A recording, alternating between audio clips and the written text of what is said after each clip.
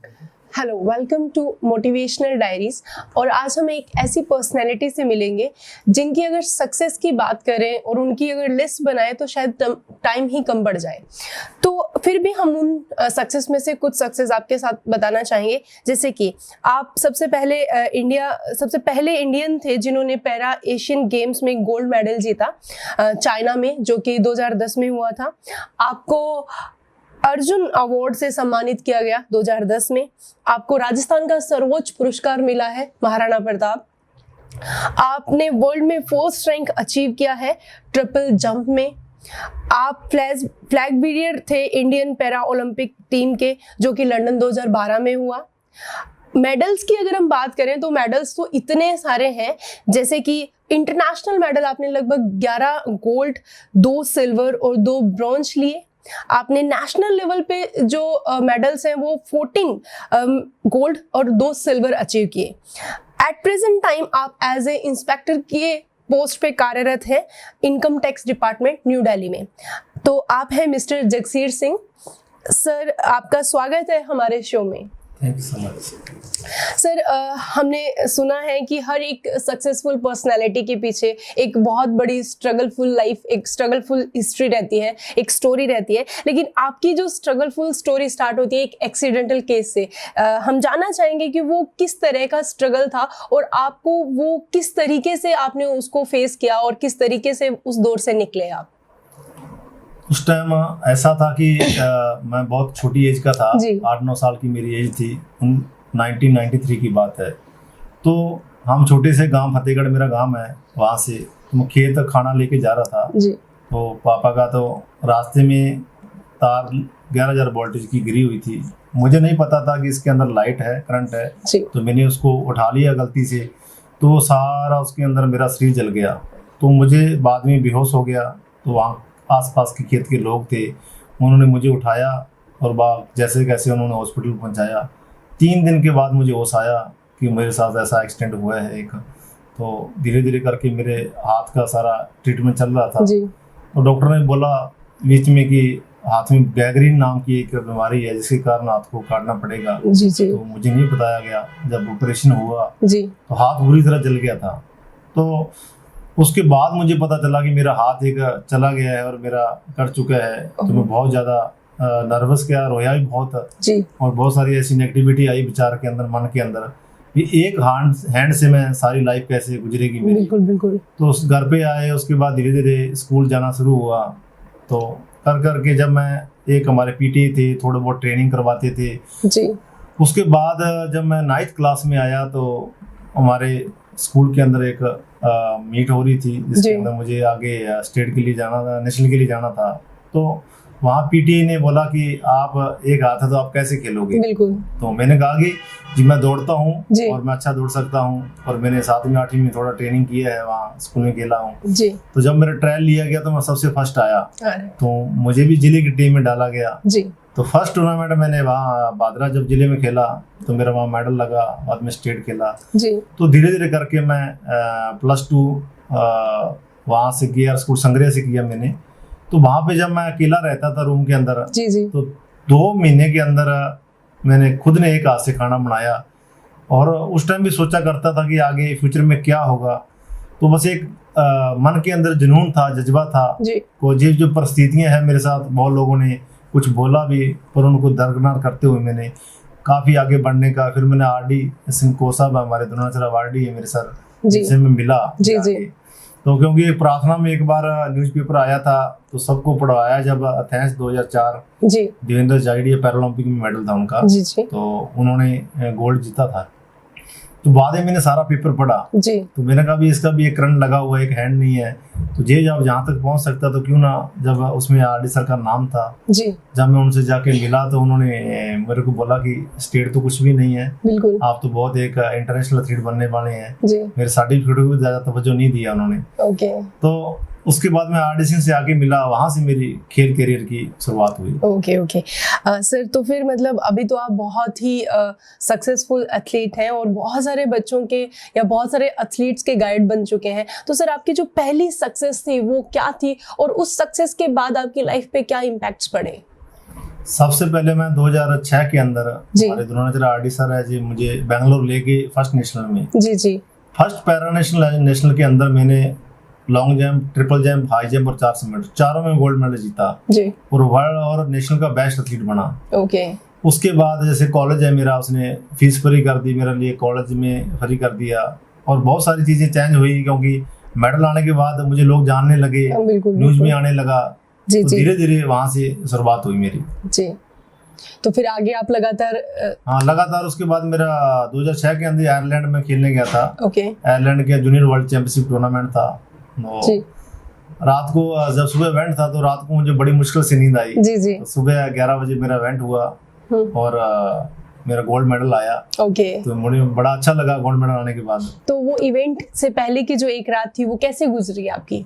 वो सबसे पहली बात है कि मेरा फर्स्ट इंटरनेशनल टूर था जी। और रात को मुझे ऐसा लग रहा था कि सुबह इवेंट कैसे होगा, मैं कैसे कर पाऊंगा, अच्छा कर पाऊंगा नहीं है, कुछ नेगेटिविटी मेरे में भी थी उस टाइम जी। थोड़ा डर लग रहा था रात को, बहुत डर लग रहा था। रात को 2 बजे सोया मैं, सुबह उठा, जब ब्रेकफास्ट करने गया तो कॉर्नफ्लेक्स वगैरह थोड़ा बहुत ले रहे थे, मुझे सारा फीका लग रहा था। मुझे इवेंट में ही पूरा ध्यान था कि कैसे होगा जी।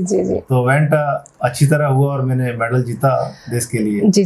सर आप जब मेडल, मतलब मैं उस टाइम का आपसे एक्सपीरियंस जानना चाहूंगी, जब आप मेडल पहन रहे थे उस टाइम पे गोल्ड मेडल पे नेशनल एंथम बजता है, तो उस टाइम की क्या फीलिंग थी आप में जब आपने गोल्ड मेडल आपने अपने गले में पहना और जो नेशनल एंथम बज रहा था, उस टाइम की जो फीलिंग थी वो आप हमसे शेयर करें।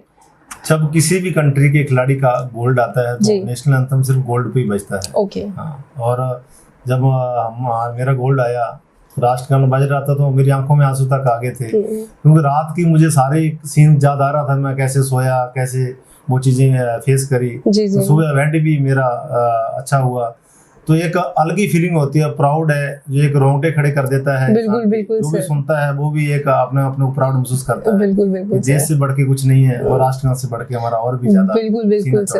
बिल्कुल सर, आप जब बता रहे हो तो भी इतनी प्राउड वाली फीलिंग आ रही है कि किस तरीके से आपने पहला गोल्ड अचीव किया इंडिया के लिए, और उस टाइम पे जो मोमेंट थे वो भी डेफिनेटली आपके लिए बहुत यादगार रहेंगे।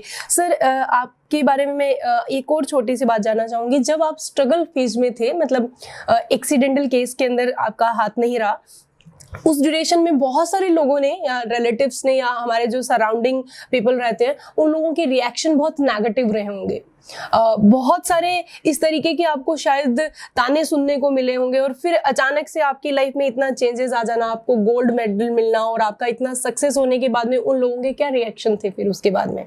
एक्चुअली क्या है कि जिसका ऐसे कोई भी हाथ चला गया तो उसको समाज भी हीन भावना की दृष्टि से देखता है, ज्यादा उसको तवज्जो नहीं देता हर कोई। तो मुझे भी ऐसे कोई वर्ड्स हैं जो इसको बोलते हैं लोग, जो ऐसे हो गया है ये चीजें, इसकी कल को शादी नहीं होगी, इसको कल नौकरी कौन देगा, इसको जो कैसे करेगा स्ट्रगल, ये चीजें बहुत ताने सुनते थे। तो पर फैमिली में बहुत सारे लोग, मम्मी परेशान हो जाती थी जी। मुझे भी बड़ा बुरा लगता था जी। तो वो चीजें फेस करनी एक आम इंसान के लिए बहुत मुश्किल होती है। तो उनसे निकलना मेरे लिए एक चुनौती थी, क्योंकि ऐसी बातें जब सुनता था तो मैं गांव से इसलिए दूरी चला गया था, बहुत सारा बेंगलोर रहा 7-8 साल जी। तो +1 के बाद मैं कभी गांव में कम ही आता था, तो क्योंकि मुझे डर लगता था लोग मुझे क्या बोलेंगे, ऐसे ताने देते थे जो मैं बोल भी नहीं सकता हूँ। तो आज जब मैं इतना कुछ अचीव किया, जब एज इंस्पेक्टर आया, ओलंपिक तक गया हूँ, तो वो ही लोग मुझे बुलाते हैं, अपने बच्चों के लिए पूछते हैं कि हमें क्या कराना चाहिए, +2 बाद हमें कौन से किस फील्ड में बिल्कुल आप हमारी एकेडमी में बच्चों को डालो कहीं, आपका जो कोर्स है उसके बाद छोड़ के आओ। ये चीजें सब चेंज हो गया, वो बातें रही नहीं है जो पहले मेरे खिलाफ बोलते थे जी। वही मुझे अपना मानते हैं। बिल्कुल सर, बोलते हैं ना चढ़ते हुए सूरज को सब सलाम करते हैं। चलिए सर, एक चीज और जानना चाहूंगी मैं आपसे कि मतलब कोई भी स्ट्रगलर है, वो अपनी लाइफ में चल रहा है, उसको सक्सेस मिल रही है, लेकिन कभी कभी ऐसा होता है कि हम काम कर रहे हैं, अपने पैशन के साथ कर रहे हैं, लेकिन फिर भी ऐसा लगता है कि हम होपलेस हो जाते हैं कि क्या पता ये जो मैं कर रहा हूँ वो सही है नहीं है। और बहुत सारे ऐसे लोग होते हैं जो अपने इस ट्रैक से डिस्ट्रैक्ट हो जाते हैं, सोचते हैं शायद ये फील्ड मेरे लिए नहीं बना, मुझे कहीं और शिफ्ट हो जाना चाहिए, या किसी भी तरीके की कुछ भी ऐसे मतलब होपलेस फीलिंग आने लग जाती है। क्या ऐसा कोई दौर आपकी लाइफ में आया था, या इस तरीके की कुछ फीलिंग आपके अंदर जनरेट हुई थी? बातें 2008 बीजिंग की बात है। इससे पहले मैंने 2006 में बताया आपको आयरलैंड खेला हूँ। बिल्कुल। 2007 के अंदर मैं ताइवान, तो लॉन्ग जंप ट्रिप दोनों में गोल्ड थे मेरे। जी जी। और 2008 के अंदर बीजिंग पैरालंपिक्स खेलने के बाद, जब मैं वहाँ खेलने के बाद आया तो मुझे ऐसा लगा कि स्पोर्ट्स के अंदर उतना फ्यूचर मुझे लग नहीं रहा था। मुझे नौकरी के लिए कई चीजें मुझे फेस करने पड़ रही थी। मैं सोच इतना पैसा भी गवर्नमेंट नहीं देती है, तो क्यों ना मैं टीचर बन जाऊं। तो मेरा ख्याल आया, मैंने आरडी सर को बोला कि कोच साहब को, मैंने कहा सर मैं टीचर बनूंगा, मुझे बीएड करना है। तो 2007 के अंदर मैंने ग्रेजुएशन कर लिया था। तो सर बोले ठीक है, आप बीएड आपको करवा देते हैं। उसके बाद मेरा फॉर्म भरा, तो मैं एग्जाम देने गया, तो बीएड के अंदर मैंने 67% मेरे आए नंबर आए, फर्स्ट डिवीजन से पास हुआ मैं।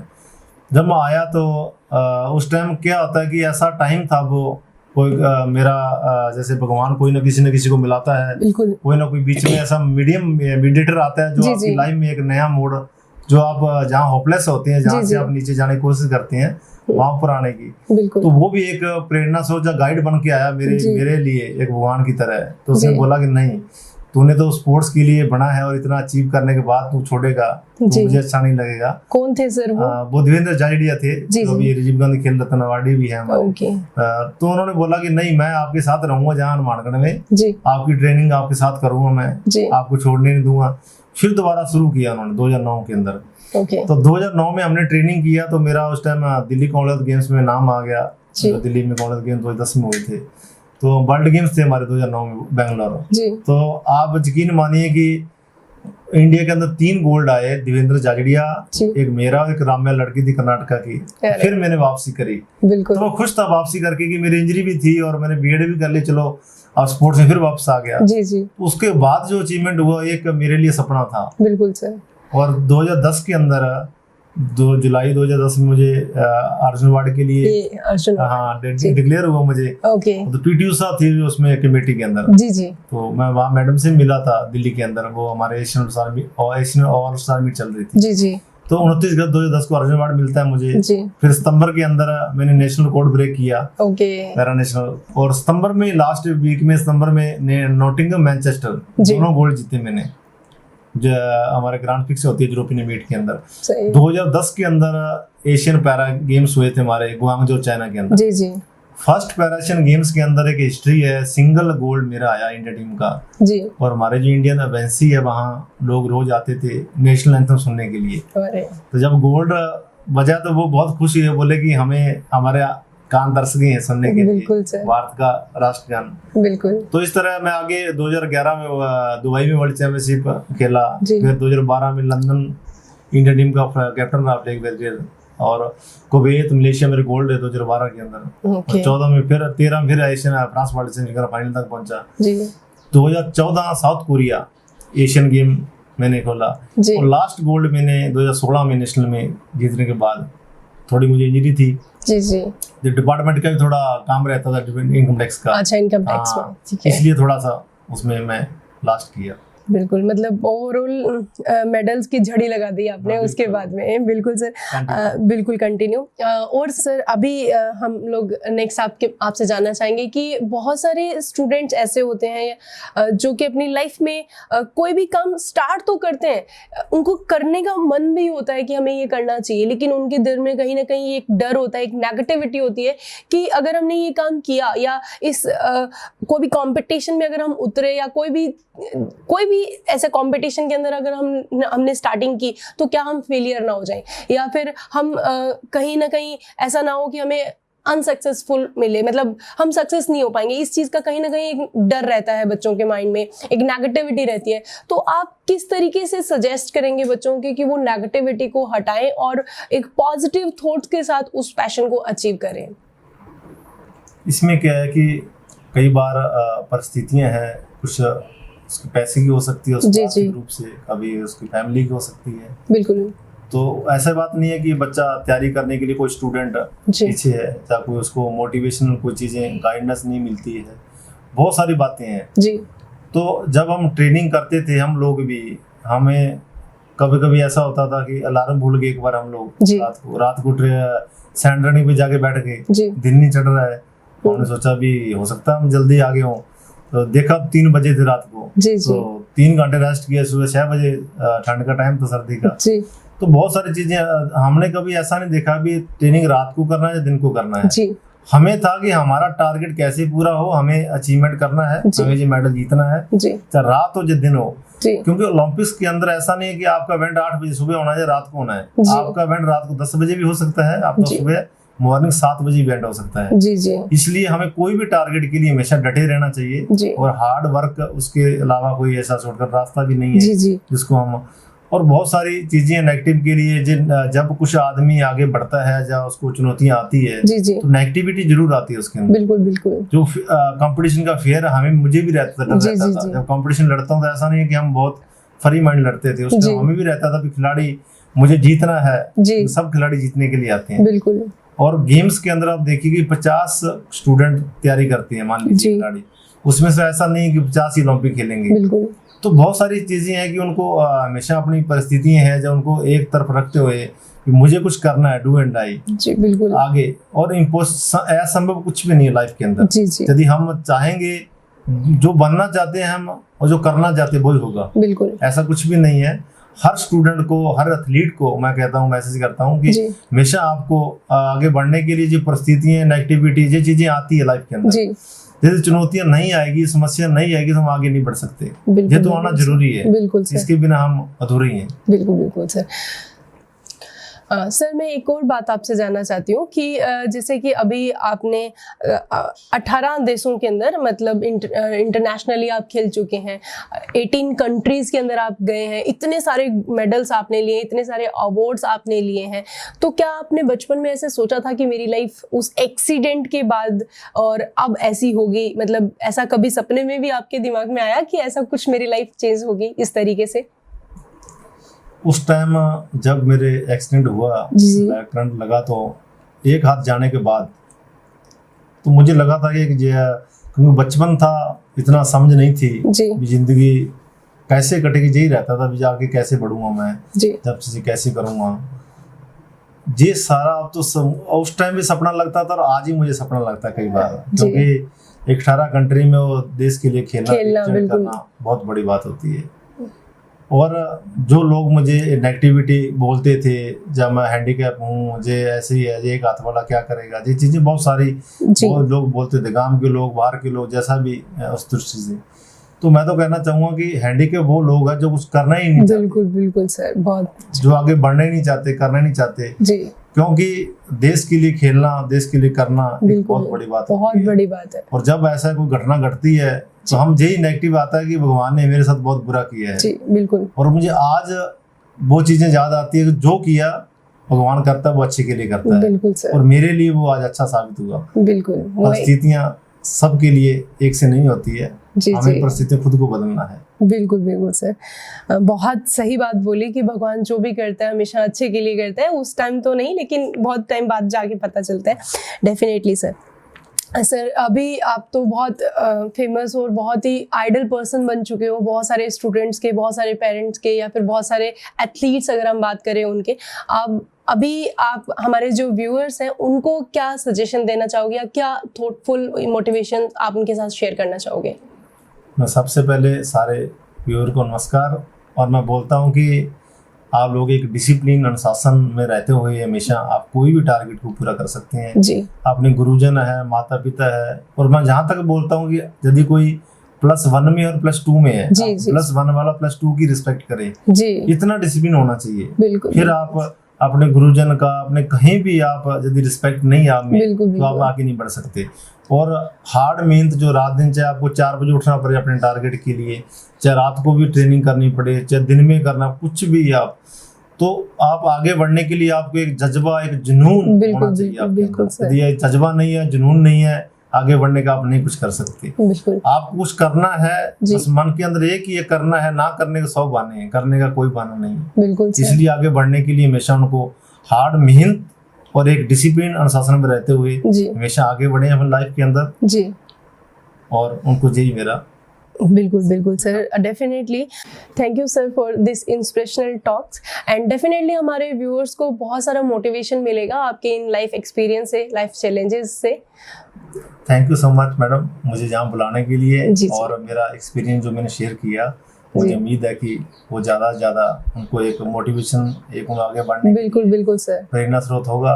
और एक बात और है जी कि मैंने एक पंजाबी मूवी में काम किया है। अरे वाह, मल्टी टैलेंटेड। मैंने उसमें मेरा एज ए एक्टर डॉक्टर का रोल है। ओके, वो जल्दी ही कमिंग सून, मतलब आने वाला एज ए एक्टर आपने वहाँ पे प्ले किया भी आने वाला है। ओके, तो उसके अंदर भी मुझे ऐसा ही था कि काफी उन्होंने बोला, एक बॉम्बे से कॉल आया जी कि आपको मूवी में काम करना है। ओके, तो मैंने जज कर दी, मैंने कहा, जो बोला कैसा आप प्ले कर पाओगे, मैं कही एक एथलीट है जी, उसको कहीं भी फिट करना हो बिल्कुल सर, तो मुझे कोई नो प्रॉब्लम, मुझे कोई प्रॉब्लम नहीं है।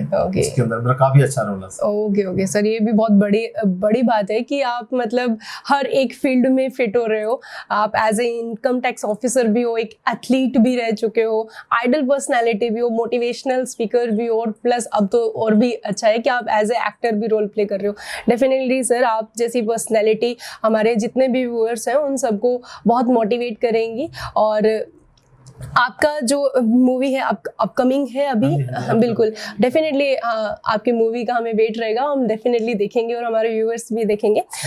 Thank you for watching our show Motivational Diaries. Next time हम मिलेंगे एक और नई पर्सनैलिटी के साथ और जानेंगे उनके लाइफ चैलेंजेस, लाइफ एक्सपीरियंस। तब तक के लिए stay happy, stay healthy, make India clean. जय हिंद।